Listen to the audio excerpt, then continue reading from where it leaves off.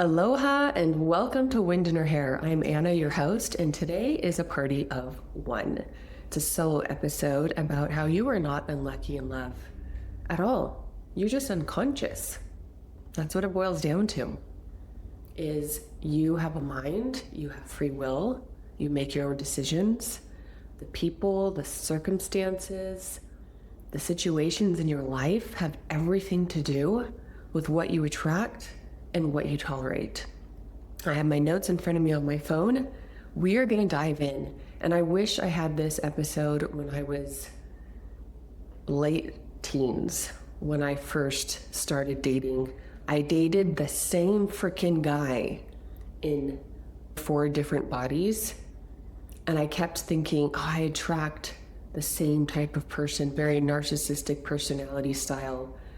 And now I understand completely what I was doing wrong and how to heal myself and how to attract genuine, healthy, securely attached love. Because yes, I've done it once before. And I want to share that with you because I want you to get unstuck. I want you to heal. I want you to stop missing out. I want you to live a fulfilling, satisfying, meaningful life. Let me start with a scripture. God says you were fearfully and wonderfully made. He also says in Jeremiah 29:11, "For I know the plans I have for you, declares the Lord, plans to prosper you and not to harm you, plans to give you a future and a hope." So if you have an unlucky, in quotes, love life, then this is the episode for you. So let's dive in. Luck has nothing to do with your love life. And let's quickly define luck. Luck is really preparation meets opportunity. That's what good luck is. If you are prepared and that opportunity comes your way, then you will get that opportunity. That's what people call good luck. If you're not prepared and that opportunity comes your way, you're going to miss out. That's what people refer to as bad luck. But really, it's not like you have zero control. If you want to always be able to seize the opportunity, then you have to be prepared. So if you are a bench warmer, like I like to refer to people who don't work on themselves and who are unhealed, and you are not healed, and this securely attached person comes into your life, you're going to miss out on the opportunity because they are not going to get involved with you. They know better. They've done it once before. They're not signing up for another lesson, and so you're going to miss out. And so if you heal yourself, if you get prepared, if you work towards becoming securely attached, then when that securely attached person comes along, you're probably not going to miss out. And you can call that good luck if you want. It's not good luck. It's you're prepared, you're healed, so you're going to attract and keep the securely attached people in your life. There's 4 main attachment styles. This is how people show up in relationships. Most people don't know their attachment styles. It changed my life. So I did a deep dive, studied it, learned my attachment style, worked towards becoming securely attached. The best one that we all want to have is securely attached. These are the people who are good in relationships and they're good outside of relationships. They're not afraid of conflict. They're healed for the most part. They love their life. They're walking in their purpose. They have emotional regulation. They can communicate their needs. They're generally healthy people. That's the one we all want to work towards. Let's dive into the patterns. People who keep ending up in the same type of relationships just with a different face, that's because of a pattern, an unconscious pattern. This stems from your attachment style, like I just discussed, and your values, how you value yourself. You can attract an unhealthy, toxic, narcissistic personality style type person into your life. It doesn't mean you have to keep their energy. It doesn't mean you have to keep their company. And so you will have the same relationship over and over. I did a podcast episode called The Season of Solitude. So good because I experienced a season of solitude in Nashville and it changed my life forever. I became a stronger, more confident, just well-rounded human being because I learned to be alone and to stop leaning on crutches and distractions and people. And I started finding my peace and my true joy and my truth in Christ alone. And so I tell my clients, you need to be single for a while. You need to work on yourself, because if not, you're just going to bring the same bullshit into the next relationship. And it's not going to be their fault. It's going to be the baggage that you have, that you've been carrying around for decades. That baggage is completely attached to you. The only way you're going to walk into the next relationship healed and whole is if you do the work and you sit with yourself and you face your freaking demons. And it's painful, but the more you do it, the easier it becomes. Your life becomes lighter and fuller and more enjoyable, and you find purpose and meaning in the healing. I acknowledge how frustrated you are. I've been there.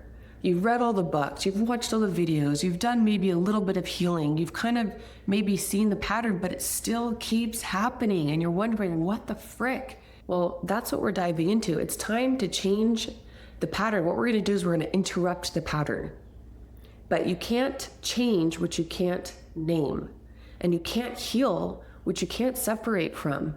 And so you have to understand where this pattern is coming from, and you have to be able to separate yourself from it. Just remember that this isn't bad luck.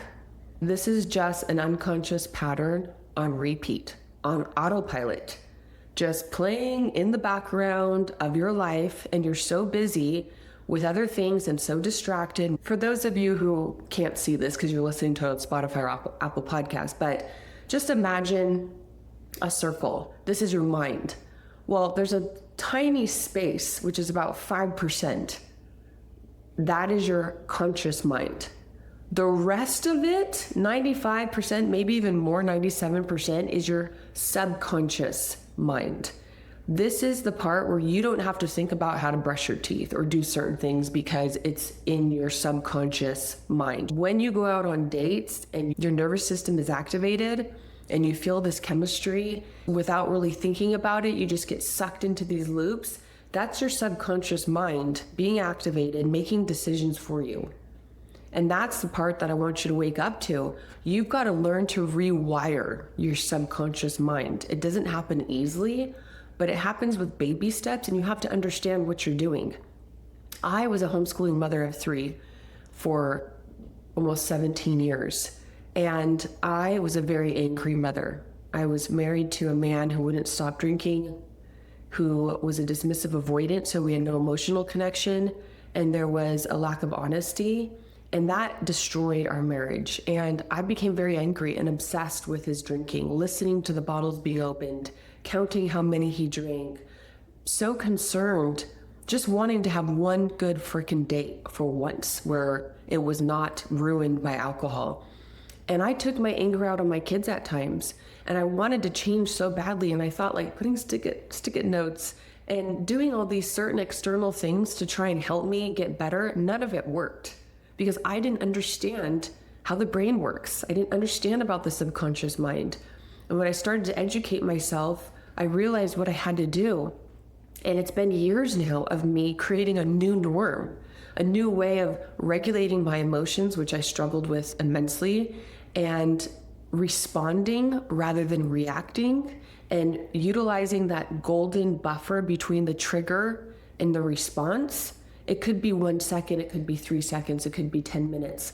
But I had to learn how to slow down my response time and not just react, not just say whatever came to my mind. And this goes back to the dating. You go on a date and you're just reacting to how you feel in the moment. You're reacting to the chemistry that you feel. Your body is literally being activated by this person. And if you're used to dating the same type of people and you haven't been working on yourself and you're probably not securely attached, then you're attracting the same breed of humans. You think that there's this intimacy or this chemistry between you and that other person, and maybe there is a spark, but most likely your nervous system is being activated, and it's not necessarily a good thing. If you haven't healed yourself, if you haven't worked on stuff, you're attracting the same person, and it's going to end the same way, with pain and heartache and confusion and anxiety. The point of this episode is to help you stop blaming your circumstances and other people, and to start seeing the invisible patterns that are running your life. And it's been without your permission. You have the control to rewire your brain and make different decisions and attract and keep better humans. So you can finally make a different choice from a conscious place. I am going to give you 5 points. Get a pad and paper if you want to take notes, because this will change your life if you let it. What unconscious patterns actually mean? The simple definition is an unconscious pattern is just a habit that your heart learned before your brain was old enough to question it. And you didn't choose it. It was built from what you saw, what you felt, what you experienced, what worked for you, what didn't work for you, and how you survived growing up in that household. Most people do not grow up in a functional, healthy household. Everybody has some sort of dysfunction from one degree to another. I grew up in a loving Christian home. My parents both still cheated on each other. My dad left when I was 13, and it affected me. I didn't realize until I was an adult how much that affected me. And what felt normal in your house became your body's definition of love. Because of how my parents raised me, I grew up a fearful avoidant and had to earn my securely attached style now. And you don't choose partners with logic. Think about it. When you're on a date, are you going down the list logically in your mind about what makes sense? You're looking at this person and you're thinking logically, are we aligned? In the 7 core pillars, the first pillar is your emotional and mental pillar, which is how you communicate. Are you in tune with your emotions? Are you emotionally regulated? Do you have emotional depth? And the second one is your physical pillar, how you value your health and fitness, how you take care of your body. And number 3 is your sexual pillar. Are you sexually healed? If you've experienced any sort of sexual abuse in your life, it's going to affect your relationships and you can't ignore it.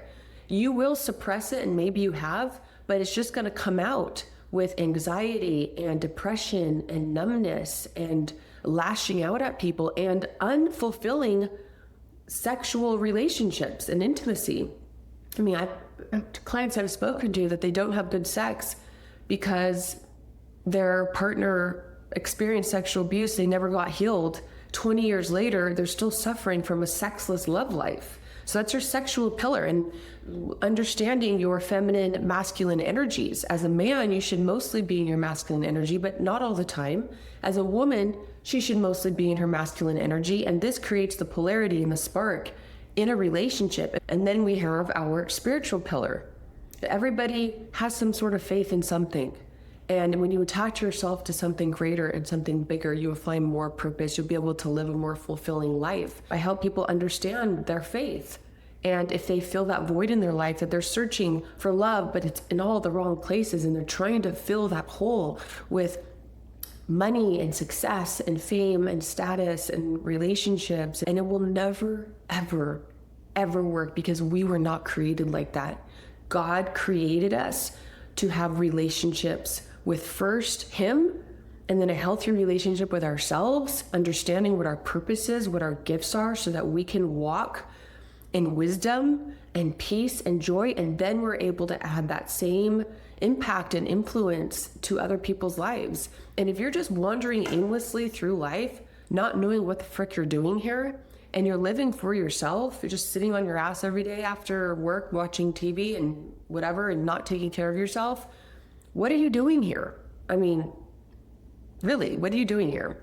I'm not saying that to judge you. I'm saying you are called to something higher, and you are distracted and you're drifting, and it's time to interrupt the freaking pattern. And I'm not just talking about patterns regarding your love life. I'm talking about patterns in your life, what you do with your spare time on your weekends, what you talk about to people, and how you're investing your time. Your time is your most precious asset. Don't just spend it. Invest it into people and more meaningful purposes. So that's your spiritual pillar. And if you've never considered Jesus as your Lord and Savior, then maybe it's time, because I'm guessing that everything that you've tried hasn't really worked. So just saying. And then we have the financial pillar. Are you a wise steward of your money? What are you doing with your money? Are you investing it? Are you just spending it? And then there's the purpose, the professional pillar. What you're doing professionally, your career. Are you walking in your God-given purpose?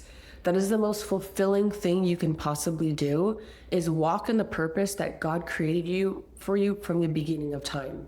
And as a homeschooling stay-at-home mother, I thought my only purpose was to be a mom and homeschool my kids, until I realized, whoa, God had something else in store for me. I realized that God gave me a voice to share a message of hope and truth through music, through social media, through my podcast, through my book. And I was married to somebody who didn't champion me, who didn't give a frick about my dreams.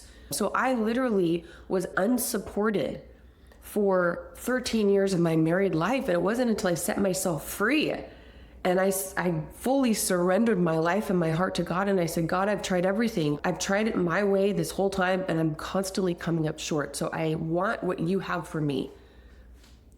And the last pillar is your relational pillar. It's your relationships with your children, if you have any, your spouse, girlfriend, boyfriend, your parents, your siblings, all the relationships you have, including work relationships. Now, the reason I list the relational pillar last is because you cannot have good relationships if you don't have a good relationship with yourself. And those first 6 pillars have to do with your mind, your heart, your spirituality, your fitness, your well-being, your mindset towards money, your career, all that kind of stuff. Once you get those 6 pillars strong and healthy, you will thrive in relationships. Back to when you choose partners, most people don't choose logically. They don't look at the 7 pillars. What kind of relationships do they have with their exes or their parents? How do they value fitness? Do they have a workout routine? What do they do in their free time?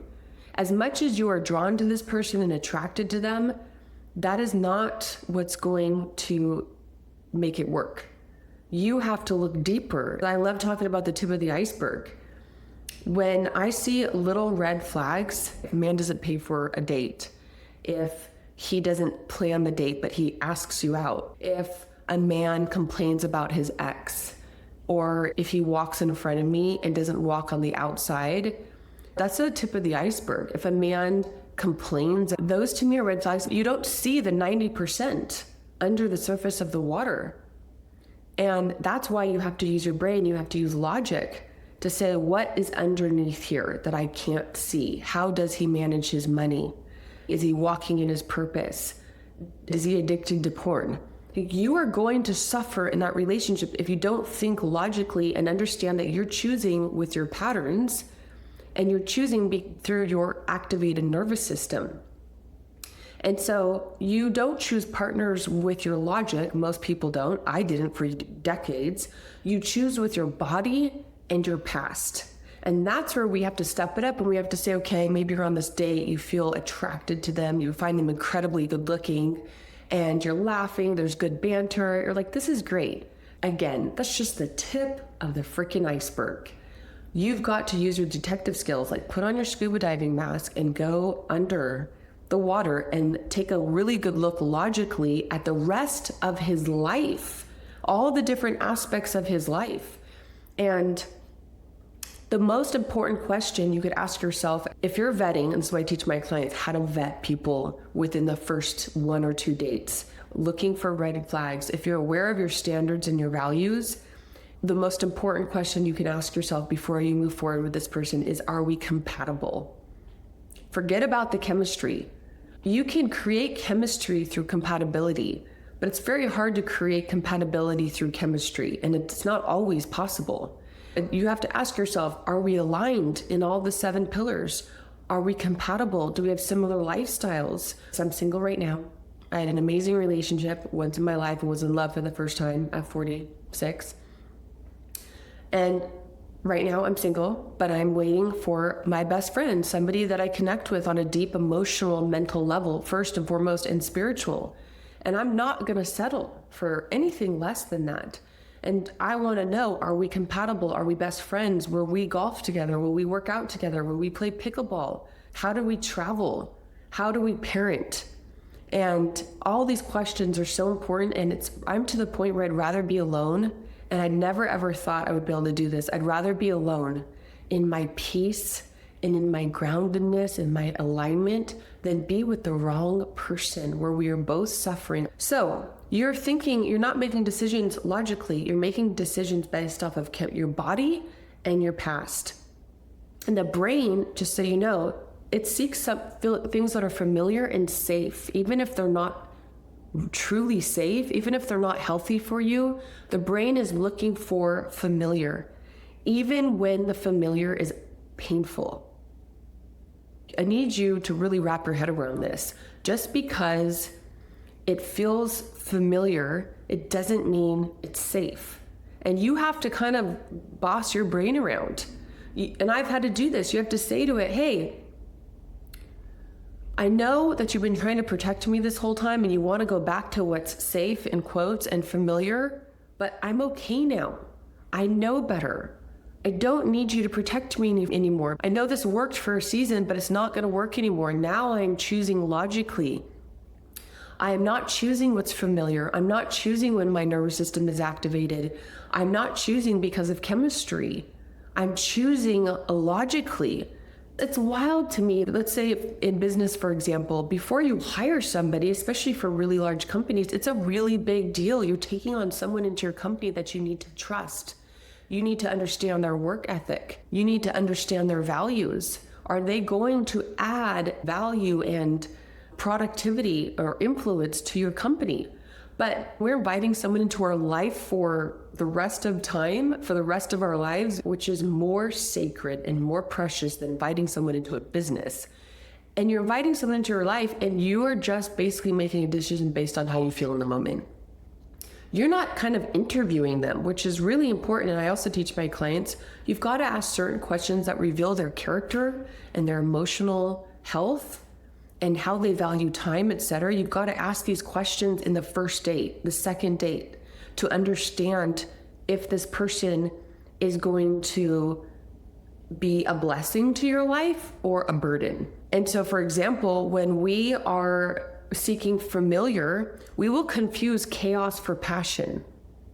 We think it's passion that we're feeling, but it's really just chaos. And they're very, very similar, especially your brain thinks that it's similar. Or for example, distance for mystery. They're dismissive avoidant. They're slow to respond. And you think that they're mysterious and it's familiar to you. You're giving them your attention.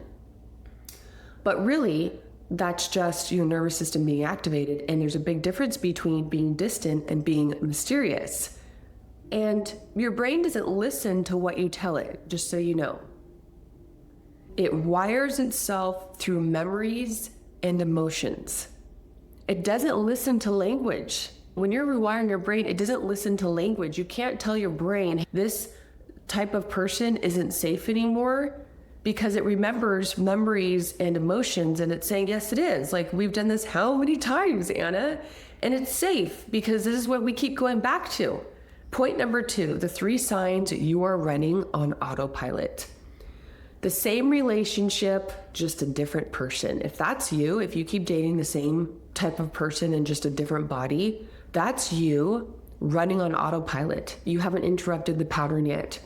Different name, same dynamics, same fights, same withdrawal, same ending, same anxiety, same pulling away when things get deep. Sign number 2, chemistry spikes with the wrong ones.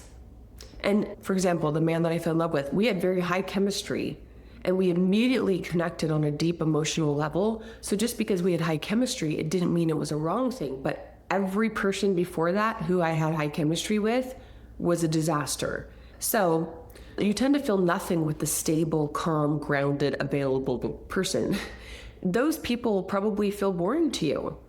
But what you're going to find is that if you don't interrupt this pattern and you don't end up being curious about the stable, boring person, you're going to end up wasting your freaking time. You're going to be 50 and still single, never had a fulfilling relationship because you haven't interrupted the pattern or trusted that a safe, grounded, boring person, in quotes, is a better choice. And you feel everything with the one who keeps you guessing. They keep you on your toes. They keep you anxious, waiting for the next text, always wondering. Am I disposable? They say they love me, but I feel like they could just leave me any moment because I may not be enough. That's you not interrupting the pattern. And that's not love. I did a podcast episode recently on love. Love is not what most people think it is. Chemistry is activation, not alignment. So when you feel that chemistry, it's your nervous system being activated. That doesn't mean you're aligned. That just means that there's a good balance right now of masculine and feminine energy. There's that polarity, that spark, but that is literally 5 or 10%, 5% of what makes a really good relationship. That other 90% has everything to do with compatibility. Sign number 3, you know better, but you don't do better. Is this you? You know better. You know they're not treating you as well as you would like them to. You know they're taking way too freaking long responding. You know they're not really valuing you. And women, he's not walking on the outside of the road or pulling out your chair or paying for the dates or really listening to you when you want to share something. Asking good questions about your life and what you value and your dreams and making you feel treasured. And yet, you know you could do better and you don't do better. You know you should probably walk away from that relationship, men and women, but you're not doing it because you haven't interrupted the pattern. Maybe you think you don't deserve any better. Maybe you think this is as good as it's going to get. All of those are lies from the enemy, from hell, from Satan, whatever you want to call it. Those are all lies to keep you unproductive and unfruitful. If Satan cannot defeat you, he will distract you. He'll distract you with an unhealthy or toxic person, and you're gonna end up wasting your freaking time. You won't make space for what is meant for you because you're making space for what's not meant for you. Just because, again, your brain thinks this is familiar, let's stay here. Your brain just wants to be what's safe and comfortable and familiar. And you have to, like I said, boss your freaking brain around and say, nope, no more. I'm done. I'm interrupting the pattern. We're not doing this anymore. Calm down, Hannah. Take a deep breath. I'm activated right now. You see the red flags early, and yet you stay anyway. That was me. I got married. I saw the red flags, and I stayed anyway. I was a single mom with a 3-year-old. And I was in survival mode. I thought that I was doing okay, but looking back, I was not doing okay. And I married him anyway because I felt cheap. I felt bad because of my previous experiences of getting up on stage and having to repent because I'm having a baby out of wedlock. I had limiting beliefs subconsciously in my mind that caused me to make decisions that allowed these men who didn't treasure me to stay in my life. And it wasn't only until I finally got to the end of myself, so absolutely miserable and hollowed out, I thought, I can't do this anymore. I know that God has something more for me. This cannot be my life. I was a mother and I loved it, the fact that I got to homeschool my kids, but I knew that there was more to life than just existing with this person who I had no emotional connection to. Awareness without pattern work changes nothing. So you can be aware of everything that I'm telling you right now. But if you don't do the work, then nothing changes. And you'll be the same person 5 years from now, attracting the same person in a different body. And that's why it's so important for you to prioritize your well-being and your health above everything else. I mean, even your children. I know a lot of people think that this may be wrong, but if you don't put on your own oxygen mask first, how are you going to help your kids? If you can't model for them what a grounded, aligned, healthy, emotionally regulated, spiritual parent is, how do you expect them to follow in your footsteps? Point number 3, why high achievers are the most blind to this. And all my clients are high achievers. I coach men. It's just my niche. And these men are successful in business. They're kicking ass. And they don't understand why their love lives are failing. They're like, my business is thriving. Why is my marriage not thriving also? And it's because they don't understand that their success in business doesn't translate to their love lives. She's not a transaction. She's a human being with a strong, complex, emotional wiring system, which is a beautiful thing that God created, and it's for a purpose. And men and women are very, very different, and there's nothing we can do about it, and God made it that way for a purpose. And men just have to understand that they've got to interrupt the patterns, and they've got to learn how to create emotional safety for a woman. And most men didn't have that growing up, so they don't know how to cultivate that. And it's not their fault. They just didn't know any better. That's why they hire me, so I can show them how to do it. You've mastered every area of your life except this one area. And most of you are dismissive avoidance. I always include the attachment style quiz in the show notes. If you want to go take it, the quiz is like maybe 6 or 7 minutes long. It'll show you your attachment style and explain it to you. And you can do a deep dive on YouTube and just watch all the videos about how to become securely attached. If you don't do this and you're dismissive avoidant, even if, let's say you score, it's a pie chart of out of 100%. Let's say you score 30% securely attached and then 27% dismissive avoidant, and the other two, anxious, preoccupied, and fearful avoidant, a little less than that. Yay, you're securely attached, in quotes, but you're not really, because you still have all these issues that come up from your dismissive avoidance, which has to be taken care of. It needs to be healed. You've got to learn how to connect with women on a deep level and to sit in their emotions with them. And if you can't do that, then you'll always struggle, and so will she. So you apply logic to an emotional problem and wonder why it doesn't work. This pattern has to be interrupted. You cannot meet an emotional woman with logic. You have to meet emotion with emotion, or logic with logic, but not emotion with logic. You obviously can see it hasn't worked, right? Success can actually mask the pattern, but you're too busy to feel it. So dismissive avoidant men tend to become workaholics. They think that they're the nice guy, they're doing all this volunteer work and they're helping and they're part of this and that. And they overwork because they're avoiding their life at home. They're avoiding all the things that they find difficult, that they're not used to dealing with. You need to be able to leave your business at the business and come home as the husband, not the CEO or the CFO or whatever you are. I love using the analogy of a nest. Men, create an emotional safety nest for your woman where she feels safe in there. She doesn't have to filter what she says. She doesn't have to walk on eggshells. And men, I feel for you. There's a lot of you men out there who have to do that. You have to filter what you say. You have to walk on eggshells. But that's your choice. You're there because that's your choice. You've chosen to stay. And I never, ever think that women are more right than men. I think both men and women suck at having relationships until they become securely attached. And I think that there's a lot of wicked women out there, and there's a lot of wicked men. I don't think there's more or less than the other. And my heart is for both women and men. But I coach men because that's just, they'll listen to me, and because I want to create a surplus of securely attached men for all the women out there. So women, I'm doing this for you too. So once again, we've got to interrupt these patterns. For things to change, you have to change, not her. Jim Rohn says, for things to change, you have to change. For things to get better, you have to get better.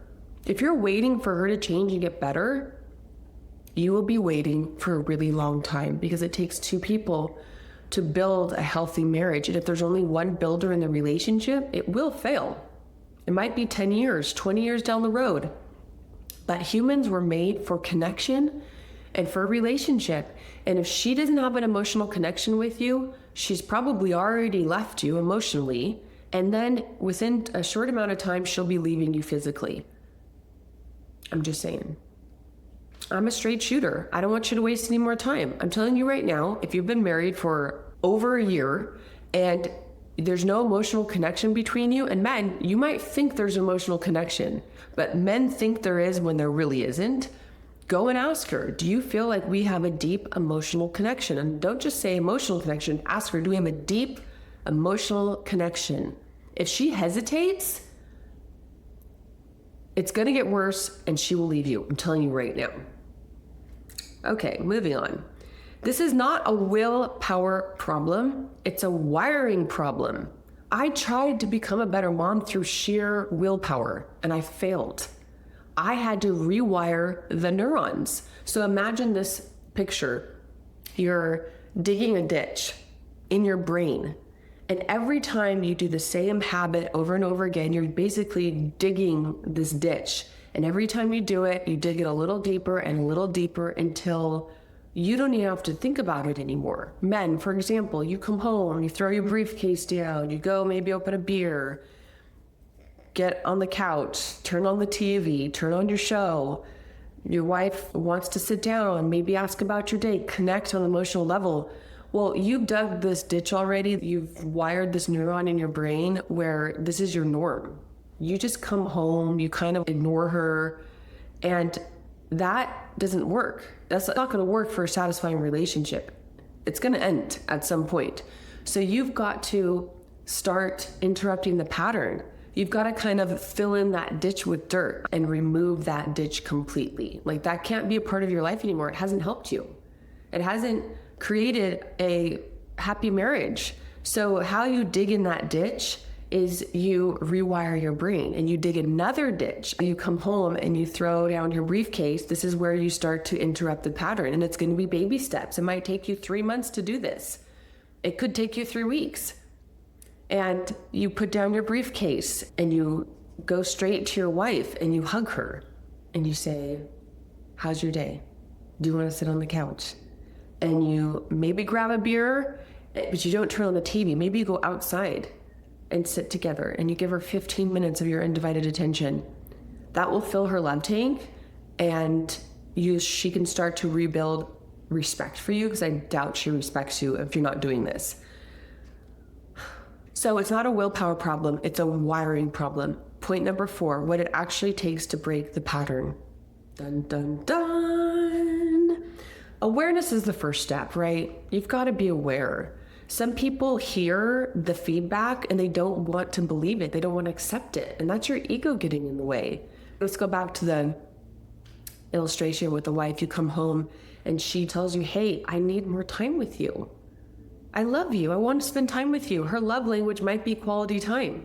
A husband, especially dismissive avoidant and someone with a big ego, is going to not receive that feedback. He's going to write this story that he's a failure. So the story he's created in that very moment is, I'm a failure. I'm not good enough. I'm not a good husband. She's not happy with me. And then you'll react to her and maybe bring up stuff she doesn't do right. So that pattern has to be rewired. You've got to be able to receive the feedback and be aware, okay, my wife needs more time with me. That shouldn't be a bad thing. So you've got to be able to rewire your brain, receive the feedback, and say, I hear you. I've noticed too, we don't spend a lot of quality time together. So I will make an effort. And don't just say you're going to make an effort. Like, go do the thing, create a new norm. Ask her, how would you like to spend more time together? And make it happen. It's your choice. If you don't make it happen, you're saying you don't value that woman or that relationship. Part 2 is you have to make the unconscious conscious. Now you need to be aware of your unconscious patterns. And it's really helpful when somebody can point it out to you in a loving way. And it's even better if your ego is small and you can receive that feedback and level the frick up. That's how change happens. There's a verse in the Bible that says, iron sharpens iron.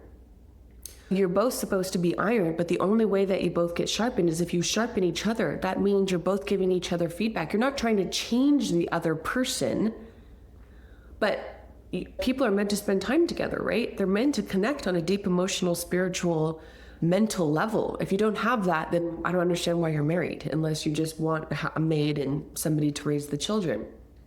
You've got to make the unconscious conscious. You have to be aware. And that's why people who are single for decades, they're stuck in their ways. They have the unfortunate situation of nobody challenging them. So they're really not changing that much. People, especially men who reach out to me in social media and they're almost bragging about being single for 10 plus years, I feel sorry for you. And not in a judgmental looking down on you way, because you don't have somebody challenging you, giving you feedback, pointing out the areas where you could level up and do better. So you're only receiving your own feedback, and most people don't give themselves feedback. They're unaware, they're in their routine. That's why relationships are not meant to make us happy, they're meant to make us holy.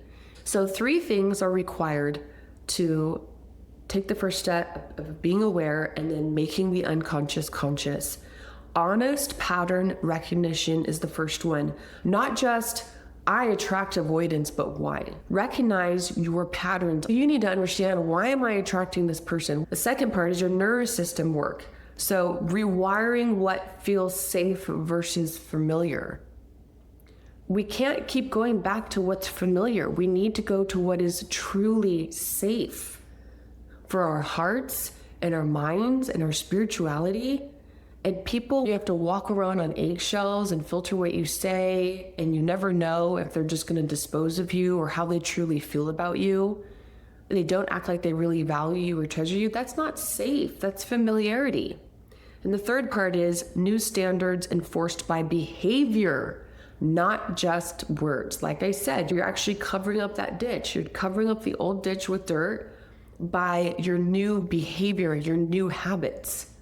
So when you walk in, you throw down your briefcase, maybe you grab a beer, but then you go straight to your wife before you turn on the TV.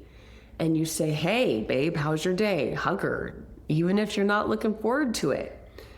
Emotions come from actions. You don't wait for the emotion and then do the action. You first do the action and then the emotions follow. The goal is not to find a better partner. It's to become a different chooser. It's to really focus in on yourself. This is my responsibility and mine alone. I'm not putting that on anyone. Point number 5, the last one. If you've been listening this whole time, good for you. It's clear you really want to level up and you want to change and you want to break these patterns. So I'm excited for you. The faith angle. So God doesn't keep sending you the wrong person. So many people think this, that God does this to people. He makes you sick. He sends you the wrong person. He does this bad thing in your life. He doesn't. God is gracious and faithful and loving and forgiving. If those things are happening to you, that's because you have free will. Those are your decisions. God doesn't make you do stuff. He gave you free will. And we can go back to the beginning of time in the Garden of Eden. Adam and Eve had the perfect father, the perfect upbringing. They lived in the perfect place, and they still chose poorly. Do you think that had anything to do with God? No, not for 1 second. They chose their selfish, egotistical ways, and then they started to blame each other, and everything just went downhill from there. Thanks, Adam and Eve. So he doesn't send you the wrong person, but God will reveal a pattern to you. And it just depends on how long it's going to take you to open your eyes and to see it. It took me 46 years to see this pattern. So every repeated relationship is an invitation to go deeper, not just move on. If you're in a toxic or unhealthy relationship right now, break it off. I know, maybe you have kids, maybe you're married, but it depends on how toxic it is. If you're in a truly toxic relationship where there's no emotional connection, no love, you're basically roommates, the best gift you can give your children is a great marriage. And if you can't give that gift to them, the second best thing to give them is a father or a mother who respects themselves and who can make decisive, wise, loving, grounded decisions for your children. That's going to set them up for success. I didn't want to raise my children in a toxic home where there was fighting and there was no connection and we slept practically in different beds. Your kids don't want to see that. They need to see a good example of what love really is. So if you have to end that relationship, work on yourself, and create a better relationship where you can set that example to them, then maybe you need to do that. Healing is not just self-help either. It's stewardship of the life and love you've been given. I love that. You're not just helping yourself. You're stewarding this precious life that God gave you, your breath, not just what you look like, your mind, your heart, your soul, your spirit. God gave you all those gifts, and he gave you a purpose for you to walk in that purpose for all your days and to add impact and value to other people's lives. That's the whole point of us being here. That's what healing is. It's being a good steward of the life that God gave you. And not just living for yourself, not just existing, not just doing a mundane job and going home and sitting on your ass and watching TV. That's not what he intended for you. It's time to interrupt the pattern. And you can pray for the right person while still being unconsciously available for them. So this goes back to the very beginning of this episode when I talked about luck. Luck is just preparation meets opportunity. So you can still pray for the right person, which is what I did for decades, and still be unconsciously available for them. It's so important that people understand God does not bring you the wrong partners. He wants to bring you the right partner, but you have to be healed and you have to be ready to receive that gift, because that's what it is. It's a gift. He wouldn't send you the wrong person. He wouldn't do that. That's not the God that I serve anyway. And you can't receive what you haven't become ready to hold. Goes back to the good luck analogy I gave you. You have to be able to ready to hold it. Imagine this analogy too. Your hands are full of the toxic person that you keep letting in your life. All the chaos, all the drama, all the lies, the gaslighting, the manipulation, the fear, the anxiety. That's what your hands are full of right now, because you won't let go, because you're afraid of trying something new, of letting go of what's familiar. And I know in the beginning it's so scary. It's like taking that leap of faith. I went skydiving when I was 18, and that step out of the plane is so freaking scary. But after you're done falling and they pull the chute, you're just drifting through space and the clouds, and it's quiet and it's peaceful and it's exhilarating, and you're just like, oh my gosh, I could get used to this. That's the same thing. But you've got to open your hands and you've got to let go of all that shit so that God can fill your hands with what he really wants for you, which is a healthy, satisfying, meaningful relationship where somebody's going to pour into you and champion you and celebrate you. Recap. You are not unlucky in love. That thought needs to go into the trash. You are not powerless over who you keep in your life. You are just unconscious about the decisions you make. If you keep attracting these unhealthy, unsecurely attached humans into your life, you've got to learn how to vet them on the first date. Cut it off sooner. And I want to challenge you to name the pattern that you keep creating. This is going to be huge for leveling up your life and interrupting those patterns. I want you to call it out loud right away. Okay, so you go on a date, and I know after listening to this episode, you're going to go on your next date if you're dating, and you're going to be seeing it with another whole set of glasses. You're going to be so aware of the chemistry. And when you feel that chemistry, if you do, I bet you're not going to be excited about it, as excited as you normally are. You're going to be aware, and you're going to probably realize, okay, this may not be safe. This is going to be familiar, but it may not be safe. So I've got to think logically right now. You're also probably going to ask a lot better questions if you're not already. And I will put these questions in the show notes for you, just to remember to ask questions that reveal their character right off the bat. And I had a client who was kind of nervous about getting too deep too fast. And I'm not saying go deep by divulging your whole life story and all your breakups and all that stuff. That's not what we're talking about. I'm talking about getting deeper on an emotional level with wisdom and insight, of course, and revealing their character. Because he said, okay, well, it's true. If I ask a question and my emotional depth kind of scares them off, then they're not the right person. And I said, yes, exactly. They're not the right person. And I encouraged him just to keep dating for the education of it, to learn how to read people better, to be a better listener, to ask better questions, and to learn about yourself better. He even did a FaceTime date, the first date, and he realized they weren't aligned. I was so proud of him. He saved time and money, and was able to interrupt that pattern. And even if it wasn't aligned, even if it didn't feel right, he would still keep going on these dates because he felt bad about ending it. And so he interrupted those patterns in his life, and now he's creating a new norm, and I'm so proud of him. For anybody who is done repeating these patterns and who wants extra support from me, you can book a clarity call with me, the link in the bio. I also just finished a book called Unavailable, which is dropping May 5th. You can pre-order the Kindle, or you can wait for the paperback. That will show you why you keep attracting unavailable people and how to become unavailable to love that hurts. I'm so excited. I'm self-publishing. It's an easy read, but it is chock full of nuggets of wisdom and insight. I want to end with 2 more things. Okay, I want to say go get some freaking wind in your hair, and that means push yourself outside your comfort zone. Do something that you're uncomfortable with, even if it means ending a date. Do something that you're normally not used to doing. Throw caution to the wind. Have that hard conversation. Go eat alone.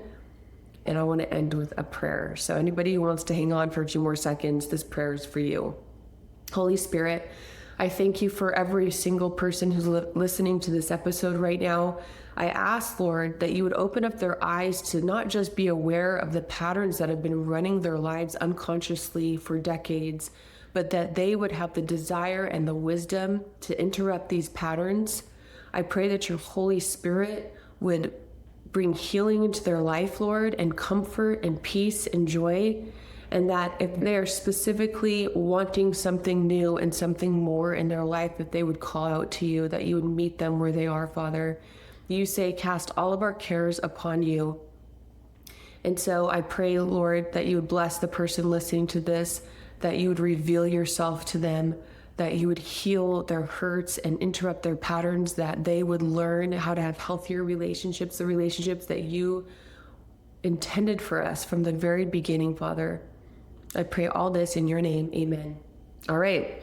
I'll see you next week. I will be interviewing somebody, so stay tuned. Aloha.